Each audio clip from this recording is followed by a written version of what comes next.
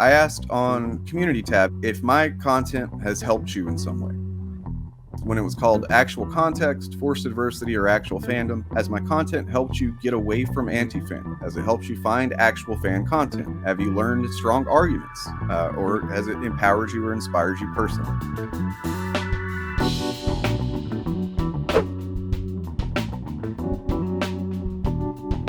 I saw someone that I respect on Twitter, and I don't know that he was responding directly to my Ryan Kennel video, little 1-minute video I did, kind of got a lot of play on Twitter. And I don't know for sure that he was responding to that because he wasn't responding directly to anything. But he basically said that, he admires people that do the kind of content that pushes back against the anti-SJW stuff, but he thinks it's best to just ignore them. Just let them do their thing and don't because they want attention. And I'm fully aware of that. He's right. Like, he's absolutely right. But, my thing is that I feel like somebody needs to deal with it to some degree. And it just needs to be done in a responsible way. Right. That's why I don't just, I could easily just fire up a stream every single day and just talk on chuds. And we do that to a degree, but you'll notice that I always try to get into an analysis. Like, I'm always trying to nail home the idea that they're not sincere, or if they are, that they're just so disconnected that trying to understand them is almost a fruitless endeavor, So like, I'll get comments or questions like, when are they going to realize that blah, blah, blah. And it's like, they're not going to realize, or they already do realize and they don't care. Right. Why don't they understand that Marvel's always had, well, and it's like, they don't care. They either don't know or they don't care. You know what I mean? And that's what I really wish that people would take from my content more than anything. So if you're not equipped to do it, then don't. Like, I don't think that everybody should just start talking about chuds nonstop on YouTube or whatever. Like I said at the end of my Hulk video, I do feel like I'm somewhat uniquely suited to do this for several reasons. I don't mean like I'm special in that way. I just mean it's like literally my circumstances have put me in a position where I think that I'm able to do this. And I know that it's not for everyone. And I know that even I can't do it every single day. Yeah, I understand the sentiment. And hopefully that person is sort of speaking more for themselves. Like, it's not my thing. I'll let someone else handle that. But yeah, I think engagement is kind of important when you have these people create their own little echo chambers and start passing around these ideas. And if it's not checked, those ideas are going to get wilder and wilder. And you just never know where that goes, right? So I think it is important to have discussion and debate and all that, and try to engage with, in our opinion, is a toxic fan base. Maybe you were on the stream with me. I don't remember, but it was months ago. There's a clip of it up on my channel where I was asking the question, do, like regular fandom channels, do they have a responsibility? Should they at least every once in a while speak out about this stuff?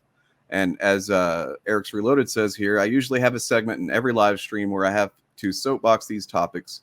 It's hard to be a positive streamer on this platform without tackling those folks once in a while. And yeah, that's how I see it, is like, it's impossible to have a discussion on pretty much any social media platform without risk of these people getting involved and kind of ruining everybody's good time. We all just want to usually just talk about the stuff we like or don't like, and we can talk about why we don't like it and just, have a conversation, but we're engaging with the content. We're engaging in fandom. But then these guys come along, whether it's the content creators or their audiences that are very motivated to put their, regurgitated copy pasta opinions out there, and it just kind of spoils the fun for everybody. And I feel like, yeah, there does need to be some people out there pushing back against it to different degrees. I'm not going to tell anybody they need to do it as much as I do or anything. Look what happened with Critical Drinker. No one was calling him out. And I only heard of him because people are showing up in other chats saying, hey, you should check this guy out. Hey, you should check this guy out. Hey, you should check this guy out.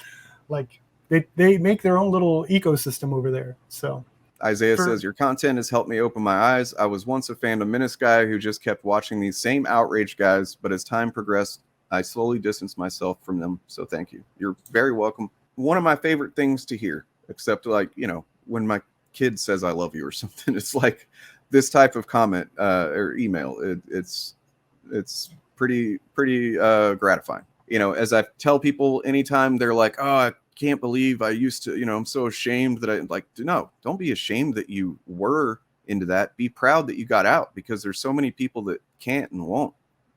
It's harder. It's honestly harder to, like, you're letting go of a community, you know, a community that you probably made friends with. And you know, like, that's not an easy thing to do. And most people probably wouldn't, even if they have your thoughts, they would be like, I'm already in it. Yeah, it becomes like a sunk cost kind of thing, right? Like you put time and energy and create this social environment of hostility, but it also, like we mentioned earlier, there's a dopamine reward to it.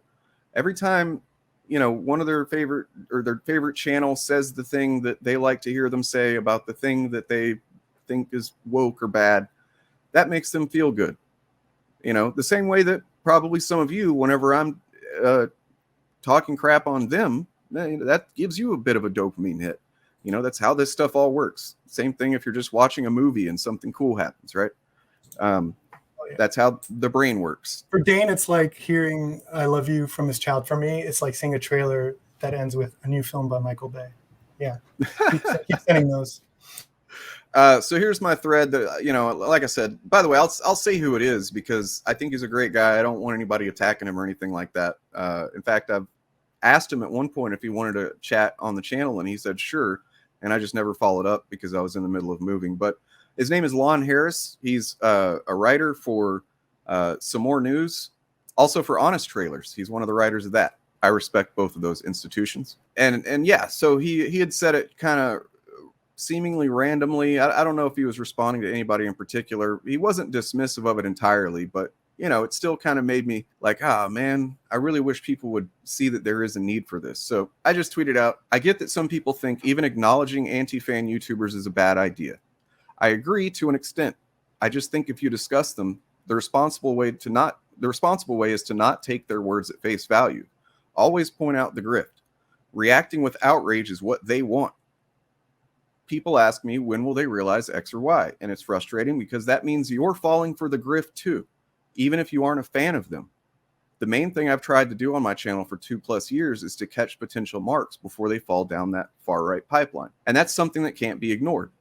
Historically, looking the other way as fascists build numbers doesn't work out well. And that's what the anti-fan grift is, beyond scamming people. It all feeds the far right. Fandom is where a lot of the anti-SJW paranoia, you know, rhetoric began. Like basically the skeptic community on YouTube and the fandom community is where that shit really took hold. And that's blossomed into the anti-woke shit that is basically the entire platform of the GOP. I get that it's more comfortable for many to just ignore them, that maybe you're not affected by it besides annoyance on social media. But this shit has real world consequences. And if I can stop a few impressionable people from being hooked, I will. I have many times. Maybe I should make a video highlighting some of the emails and DMs and comments I've gotten from people I was able to make see the bigotry and the scam. I don't think I can stop trying in good conscience when that still occurs regularly. I don't think exposing the Chud grift is going to change the tides of the far-right malignancy. But I do feel like everyone who can do something should. And this is what I know: comics and movies and fandom. And I've grown to be pretty okay at it. And another thing I could add to that is that I have a pretty good understanding of far-right politics. And having grown up in the Deep South, I have a pretty good understanding of how some of the right-wing mind operates. I was kind of a bigot at one point. You know, in a pretty passive sense. I was never like actively hateful, but I held some bigoted notions. I talked about that in the Watchmen video. You pretty much, it's hard to grow up where I grew up and not pick up some pretty shitty ideas that eventually, thankfully, I was able to work through and purge. So how long did that take, would you say? A year? Was it months? Was it years? I mean, it's a process, and like there's probably ways that I still have some bias that is technically a racist bias. You know, like a lot of people do. And like me and T-Rev got into this conversation in that debate.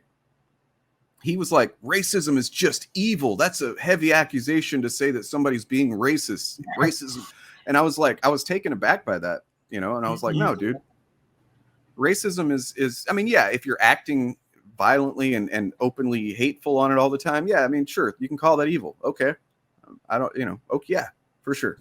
But like just having some biases that cause some subconscious biases where you don't realize that you believe something or say something that might actually be harmful to a community. Yeah. That's a lot of people have that shit. Like so many people. And it's not a bad thing to recognize that and go, oh man, I really should work on that. I mean, of course, social media has made it hostile to do that publicly. There's a lot of people that maybe expressed something when they were younger, and then it comes back around to bite them years later after they'd already grown out of that or whatever. You know what I mean? And it's too late because social media loves to make a target out of somebody. And sometimes it's valid, but not all the time. Yeah, there's that meme of like racist grandma said something racist in Thanksgiving. We all have to excuse it. Like grandma's not evil. Like come on. Right. Yeah, it's just a product of her time, and she's kind of too old to. It's you're not going to condition that out of her. Yeah, and then I forgot that Eric's Reloaded responded. I got a couple of good responses here. Jolly said, I think they're all dorks in the worst way possible, so I don't even take them seriously, but I absolutely understand and get what you mean. Also, I enjoy your content, so it's a win for me, win for people who finally catch on before it gets worse. Diane says, people are 100% wrong. Keep doing what you're doing. We need more YouTubers like you. And I agree. I definitely don't want to be, have never wanted to be the only one that does this. Really, honestly, my dream would be that I inspire somebody who's way more talented than me, who can, really drive the algorithm, and they just start doing it way better than I could ever imagine. And I could just sit back and be like, yeah, you know what I mean? Like I'd take credit for inspiring them, but let them have all the whatever comes along with that. You need a legacy character, Dane. A legacy character, yeah. So Eric's Reloaded said, I respect what you do so much. I try to speak out from time to time, but find if I spend too much time in their world is depressing. Yes. I realize totally ignoring them won't make them go away, but I'm not sure what my solution would be. And you're very good at what you do. And this is where this whole thing is difficult for me, honestly, because I'm not great with like compliments. And even though I can think that I'm pretty good at what I do, to hear it from other people, there's a weird cognitive dissonance that happens in my brain, and I like immediately want to reject it and cringe. But I do appreciate it. Dane, you deserve the compliments. It's totally apt. Enjoy yourself, Dane, for just a minute. Just like I'm trying. Just be like, you know what? Yeah. I lived a lot of my earlier life, with really, really low self-esteem, like to the point where I couldn't even talk in front of like a couple of strangers without withdrawing into myself and having a panic attack. I real bad social anxiety, and this is something I wanted to say too. Thank you, audience, all of you who have ever, supported me or commented supportively, because I've grown as a person just since I've started doing this. I've become way less socially intimidated. I've become way more comfortable speaking my ideas and my opinions. Like this has benefited me personally so fucking much. So thank you. Like sincerely, I appreciate all of you. You're welcome, Dane. I wasn't thanking you, dude. What are you talking about? Oh, sorry. Well, thank you, asshole. Yeah, so again, like this is probably going to be kind of cringe, but I wanted to validate my content a little bit publicly because like I said, yesterday made me I kind of went into a self-doubt nosedive until I started getting some feedback, and I was like, okay, yeah, all right. But then I started looking back at older comments and stuff like that, supportive stuff. Here's an interesting one. Forced Adversity is Vosh's good twin. If we're quick, we can swap them out before anyone notices. This was probably the first time that I realized that people compared me to Vosh, which I was surprised by, I guess. Not really sure why exactly. I guess it's because of the beard and glasses, and I don't know. You're good with words. Vosh is good with words. He's a good person. I think he's way better than me at it, but Then I happened to see this. I was watching somebody stream, because I guess somebody had said I was racist. Maybe I Someone don't know. said you were racist. I can't hardly imagine him being racist. I mean, apparently, Was but who cares? Like, Yeah. I'm more concerned about this person. Like, seriously, guys, like the fact that I have had some kind of impact on even one human being, like some stranger's life, is, 5 years ago, I would never have comprehended that that could happen. My self-esteem was so low. I was so like introverted and so on that like I didn't think that I had anything to offer strangers. It's a trip. It really is a trip. Here's one that this is not really as much about me as much as just a couple of people that were, thanking me for highlighting something about Comic Skater or whatever. And, these two people were like I was saying earlier, they're expressing that thought of, oh, I can't believe I used to be part of that stuff. And I'm embarrassed or whatever. And I told them, you should never be embarrassed, but proud you found your way out. It's not easy for someone to walk away from something so ubiquitous and socially reinforced. It takes wisdom, conviction, honesty, and strength. Everybody has regrets about their past, but the people who should be ashamed are the ones still falling for this game. This is definitely one of my highlights of doing this was Okay. when Mark Brooks saw me tweeting about the debate with Lyndon Hall, asked for the link, and then offered to come on the show, which did happen. So Hell yeah. good stuff. Good stuff. This is a dual win. This is shared by me and Matt Jarbo. This was after I streamed covering, I think you were there, Perp, where we watched Jarbo on Geeks and Gamers, and he was taking Jeremy to task. Yes. So this is definitely a proud moment. I'm about to unsubscribe from Geeks and Gamers. Thank you, Dane and Matt Jarbo, for coming out and being honest with people and telling people who Jeremy and Ryan Kinnell and everyone behind Geeks and Gamers truly are. How can I quit? How can I think that this is not something valuable to people when I get stuff like this? And then I think about the people that don't tell me that, most people don't comment. I would imagine, I don't want to speculate, but there's got to be people who have also learned something from my content and then decided to change, but they're not going to comment because it's probably a pretty vulnerable thing to admit. Like, essentially, this person's just commenting in a YouTube section to say, I was a fool for a long time and you help me or whatever. And that takes a lot of strength too. But I like to think there's people that don't comment too. That's great, man. This one just happened on August 4th, and it was between me and a viewer who's been around the channel for quite some time, since pretty early on. And they're part of my Discord community. I would consider them a friend, and I didn't learn this until just the other day. They are trans. Yeah, so we were just having a conversation about, I don't even know what it was about, but like they mentioned space pants, that they were wearing some space pants, and then said, honest truth, your videos help me have the confidence to do that. And I said, to wear space pants? They said to talk to someone about trans issues. It was, and then about the space pants, it was the last week of Pride. Yeah, apparently, without even trying, something about my content helped them realize that they needed to actively do something about the fact that they were trans, that they weren't prior to that. As I said here, I'm going to need some time to internalize that.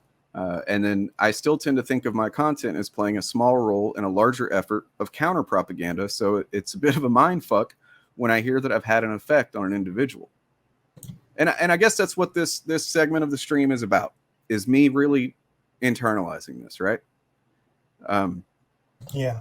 Because I do tend to see it as like, we just need people out there putting out content that pushes back. Like, it has to be done. It's all about the algorithm. It's all about, they're doing propaganda. We got to do counter propaganda, right?